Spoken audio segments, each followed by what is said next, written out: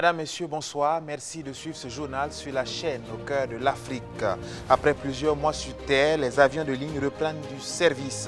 Les frontières aériennes sont désormais ouvertes au Burkina Faso à l'instar de plusieurs autres pays d'Afrique. L'accès aux aéroports et aux vols sont cependant conditionnés par des procédures de protection sanitaire.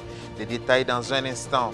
Ils sont plus de 2 300 000 Burkinabés à s'être inscrits durant la période de révision du fichier électoral. Information donnée ce matin par le président de la CENI au cours d'un échange avec la presse. Le processus électoral serait en bonne voie. On en sait plus en cours d'édition. Le Bénin célèbre ce 1er août le 60e anniversaire de son accession à l'indépendance. Une célébration sobre, contexte Covid-19 oblige. Pose de gerbes de fleurs en hommage aux martyrs, cérémonie de prise d'armes ont ponctué l'événement. On en sait plus tout à l'heure. Voilà pour les titres de ce 20h. Merci de nous suivre. Jubilé de diamant pour la République sœur du Bénin qui célèbre ce 1er août le 60e anniversaire de son accession à l'indépendance. Une célébration voulue sobre par les premières autorités du pays au vu de la crise sanitaire due au Covid-19. Cette année, le traditionnel défilé à la place de l'Étoile Rouge a laissé place à une cérémonie de dépôt de gerbes de fleurs au monument aux morts de Cotonou et une solennité de prise d'armes à la présidence de la République du Bénin. Cérémonie sélective qui a seulement connu la participation des présidents d'institutions et des ministres de la République. Voilà, bonne fête à nos frères béninois. Newton Ahmed Barry était l'invité ce matin du club de presse organisé par le Centre national de presse Norbert Zongo. Le président de la Commission électorale nationale indépendante, sans langue de bois, s'est prêté aux différentes questions des journalistes. Le processus électoral était au cœur des échanges. On voit cela avec Ahmed Nanema. De janvier au 17 juillet dernier, ce sont au total plus de 2 millions de Burkinabés qui se sont inscrits au terme de la phase de l'enrôlement biométrique où Ouagadougou et Bobo-Dioulasso représentent plus de 40%. Des résultats en deçà des attentes, vu le nombre attendu qui était d'environ 3 millions d'enrôlés. Nous avons plus de 2 300 000 enrôlés. Les 18-35 ans, c'est-à-dire sexe féminin et sexe masculin compris, représentent 52% de ceux qui se sont enrôlés nouvellement. Il y a moins de femmes qu'on ne l'aurait espéré. Elles représentent 42% de ceux qui se sont enrôlés. Ces résultats obtenus se justifient par certains aléas tels que l'avènement du coronavirus et l'insécurité dans certaines régions comme l'Est et le Nord. Nous avions la difficulté suivante au Soum. Il y avait le couvre-feu et on avait peur pour la vie des gens. Parce qu'ailleurs, on aurait pu tirer, rester en dehors des heures de couvre-feu et enrôler les gens. Sauf que dans cette zone-là, si on ne fait pas attention, quelqu'un peut venir pour se faire enrôler, en repartant, avoir soit des soucis avec les FDS, soit des soucis avec les terroristes. Donc ce qui fait par exemple qu'on était obligé d'arrêter autour de 16h30, puisque le couvre-feu commençait autour de 19h je crois, ou c'est 18h, je n'ai plus l'heure exacte. À la suite de cette étape, la CENI entend procéder à un filtrage de la liste électorale afin d'éliminer les doublons et la soumettre à la population pour vérification. Les citoyens ont un délai de 30 jours pour authentifier cette liste avant la tenue des élections couplées du 22 novembre prochain. Nous allons publier la liste en mi-septembre, probablement un peu plus tôt si les choses se passent très bien telles que nous les voyons actuellement. Et dans les différents recoins du Burkina Faso, ceux qui se sont enrôlés sur le fichier électoral peuvent venir regarder la liste, soit pour contester l'inscription d'un électeur, soit pour revendiquer évidemment qu'on rétablisse un électeur qu'on a omis sur le fichier électoral. Dans ce processus électoral, les candidats à la magistrature suprême, en plus de remplir les conditions d'âge, de nationalité et des 25 millions de cautions, doivent se faire parrainer. Donc très bientôt, la CENI va rencontrer les candidats et la classe politique pour mettre à leur disposition les outils nécessaires pour obtenir le parrainage. Vous savez que chaque candidats à l'élection présidentielle doivent aussi obtenir au moins 50 parrainages d'élus, députés ou conseillers municipaux. La liste des candidats aux législatives sera arrêtée le 13 septembre prochain et celle de la présidentielle est prévue pour le mois d'octobre.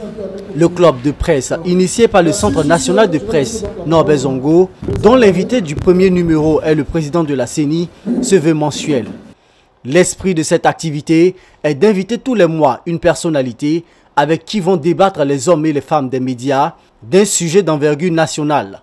Le deuxième numéro du club de presse va donc se tenir le mois prochain, tel que le souhaitent les organisateurs. Je vous l'annonçais en titre, les avions peuvent à nouveau circuler dans plusieurs pays d'Afrique de l'Ouest et du Centre. Le Burkina Faso, à l'instar de plusieurs autres pays de la sous-région, comme le Tchad et le Niger, a réouvert ses frontières aériennes ce samedi. Cependant, tous les voyageurs au départ des aéroports de Ouagadougou et Bobo-Dioulasso doivent se munir d'un test négatif au Covid-19 datant de plus de 5 jours. Ces réglementations prévoient aussi des mécanismes de confinement, d'autoconfinement ou d'isolement en cas de nécessité. Une inconnue demeure pour ceux qui voudraient voyager vers l'Europe et notamment vers la France si les vols Air France devraient reprendre. Normalement, à partir de ce 1er août, la France n'a pas officiellement rouvert ses frontières avec ces pays. Le Togo est l'un des derniers pays de l'espace francophone à maintenir ses frontières aériennes fermées. Elles seront désormais ouvertes dès demain. La majorité des pays membres de l'espace CEDEAO rouvrent leurs frontières aériennes ce samedi, à l'exception notamment du Nigeria. Ces pays appliquent ainsi les recommandations de l'organisation africaine qui préconisait fin juin une ouverture coordonnée et progressive des frontières afin de relancer les économies des pays membres de la CEDEAO. Et puis en Côte d'Ivoire, les bars, maquis et boîtes de nuit sont désormais réouverts. Fermé depuis plus de 3 mois pour cause de Covid-19, le gouvernement ivoirien a finalement décidé de la réouverture de ces points chauds du pays. Et ce, malgré son nombre croissant de personnes affectées du Covid-19. On en dénombre environ 15 000 cas et près de 100 décès. Une aubaine pour le mouvement des opérateurs économiques de la nuit, pour qui la réouverture de leur commerce devenait une urgence. Près de 10 000 employés ont été mis en difficulté par cette crise sanitaire, avec des pertes moyennes de 12 millions de francs CFA par mois. Au Tchad, au moins 10 civils ont été tués et 7 autres enlevés dans une attaque attribuée au groupe terroriste Boko Haram ce vendredi. L'attaque se serait déroulée dans le village de Tenana, situé dans la région du lac, une zone frontalière du Nigeria, du Niger et du Cameroun. C'est dans cette région marécageuse que l'armée tchadienne avait déclenché en avril dernier une vaste offensive contre Boko Haram après la mort de 98 soldats dans l'attaque d'une de ses bases à Bohoma. En rappel, le 9 juillet dernier, un véhicule de l'armée tchadienne avait sauté sur une mine artisanale à Kalam, ce qui avait provoqué la mort d'au moins 8 soldats dans une attaque également attribuée à Boko Haram. La sortie médiatique du président de l'UNIR PS évoquant la vengeance du CDP une fois au pouvoir, la question de l'accord politique de l'opposition entamé par le CEFOP, autant de sujets évoqués hier au cours d'un point de presse avec le président du CDP, Eddy Kombouyogo. Le point des échanges avec Benjamin Kwame. Eddy Kombouyogo jette les derniers dés avant le 3 août, date à laquelle on mettra un break dans ses activités politiques. Ce vendredi, après ses vœux de paix aux fidèles musulmans, c'est un président du CDP qui était assez décontracté face à des journalistes qui avaient un tas de questions à son endroit depuis son investiture jusqu'aux dernières actualités du pays. D'abord, le jeudi dernier, l'Union pour la Renaissance Parti Sankariste manifestait son soutien encore au président Roch Kaboré. Maître Bénéwendé Sankara, le président de l'UNIPS, à l'occasion, s'est interrogé sur son avenir si jamais le CDP parvenait au pouvoir, faisant cas ici de vengeance. Apprenant la nouvelle, voici comment Eddy Kombouyogo réagit. Il est sérieux là? Il est sérieux? Non, non. Donc, vous savez, pour être sérieux, je pense que lorsque j'ai appris ça, quelques militants m'ont envoyé sur WhatsApp son message. J'ai tellement ri dans mon bureau. Mais sincèrement, ça me fait toujours rire. J'ai vite fait de prendre mon téléphone et de l'appeler pour m'assurer que c'est lui qui l'a dit. Il a confirmé. Je lui ai répondu que je vais le ramener à Batono Touissé. Le CDP est un parti républicain, démocrate et républicain, qui réunit des cadres de haut niveau, qui ne cherchent pas à se venger. En tout cas, pour le candidat du CDP, c'est une option à écarter dans la vision politique du parti, car dans toutes les instances du parti, c'est la réconciliation et le pardon qui est prôné, donc pas de raison de vouloir une vengeance. Ça ne me ressemble pas et ça ne ressemble pas aux autres cadres du parti, aux autres instances du parti. Tant que ce serait Edi Komboïgo qui sera président du parti, candidat élu du CDP, il n'y aura aucune revanche, aucune vengeance. Le parti de l'EPI et de la DABA se veut en ne peut clair. Si Maître Béniwandé se reproche des faits visant à susciter la vengeance, alors il s'exprimera devant la justice. S'il a posé des actes délictueux ou criminels, ce n'est pas Edi Komboïgo ni le CDP, ce serait la justice qui va s'en charger. J'ai dit que nous allons apporter la gouvernance vertueuse dans ce pays. Et nous n'empêcherons pas la justice de sanctionner ceux qui ont fauté. Le CDP ne cherche pas le pouvoir pour se venger. Chaque Burkinabé aura sa place. Encore sur la gouvernance du Burkina Faso, l'UNIPS, le MPP et tous les autres alliés de la majorité sont remués dans la même casserole. C'est eux la plaie du Burkina Faso selon le candidat du CDP. Nous avons vu par la corruption à outrance, l'économie qui est en chute vertigineuse, qui sont parfois même les conséquences de la gouvernance sur la paix, sur l'insécurité. Depuis 5 ans, ils n'ont pas apporté la solution. On nous disait hier, Roch-Marc Christian Kaboré, la solution. Aujourd'hui, Roch-Marc Christian Kaboré, le MPP, l'UNIPS et toute la majorité sont devenus le vrai problème de Burkina Faso. Malgré ces guéguerres et cette malgouvernance du pouvoir actuel, au nom de la vraie réconciliation et de l'intérêt de la nation, si le CDP parvient à la magistrature suprême, il peut diriger le navire Faso avec ses adversaires politiques. Si c'est dans l'intérêt supérieur de la nation, d'abord, nous le ferons. Nous avons dit que nous allons à une réconciliation. La réconciliation, si elle est sincère, va déterminer la nature du gouvernement que nous allons mettre en place.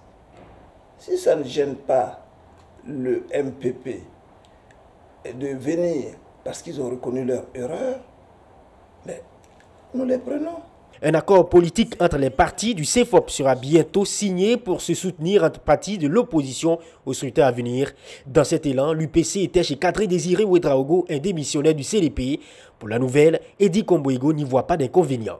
Si nous recevons une invitation du mouvement Agir, nous allons partir. Je pense que s'ils reçoivent une invitation, vous savez, Kadri Désiré Ouedraogo n'est pas aussi dupe comme on le pense.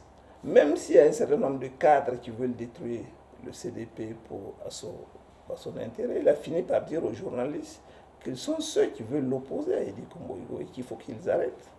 Il sait ce que c'est que le CDP. Je pense qu'il s'il veut gouverner, il ne s'est même pas exclu qu'un jour ou l'autre, il nous rejoigne. Des partis politiques, des groupements et associations de personnalités suivent et rejoignent le CDP, foi de Edi Komboïgo. Dans la suite logique de la politique burkinabé, ce scrutin de 2020 appartient au CDP, déclare-t-il. Donc, il n'y a pas de raison que le CDP ne revienne pas au pouvoir en 2020. Nous avons la certitude, notez-le pour de bon, et que ne soyez pas dit, c'est un accident de l'histoire. Non, c'est une suite logique des choses. La vie politique qui veut que le CDP revienne au pouvoir, compte tenu de ce qui se passe aujourd'hui. Le CDP avait été exclu en 2015 lors des scrutins, une exclusion manigancée par leur adversaire à cette époque, selon Edi Komboïgo. Et pour 2020, il prévient et met en garde quiconque contre toute tentative visant à exclure le CDP de cette course présidentielle.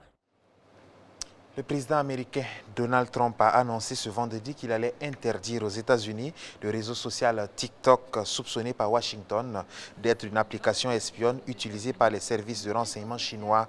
TikTok appartient au groupe chinois ByteDance. L'application compte près d'1 milliard d'utilisateurs dans le monde et est très populaire auprès du public jeune.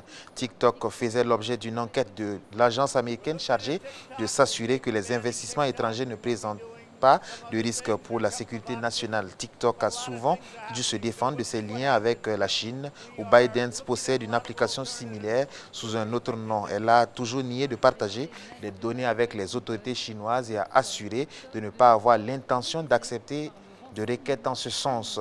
Le réseau social est aussi contesté ailleurs qu'aux États-Unis. Il est ainsi banni depuis le 30 juin en Inde, où il avait été placé en tête de la liste de 59 applications chinoises bloquées par New Delhi sur son territoire pour assurer la sécurité et la souveraineté du cyberespace indien.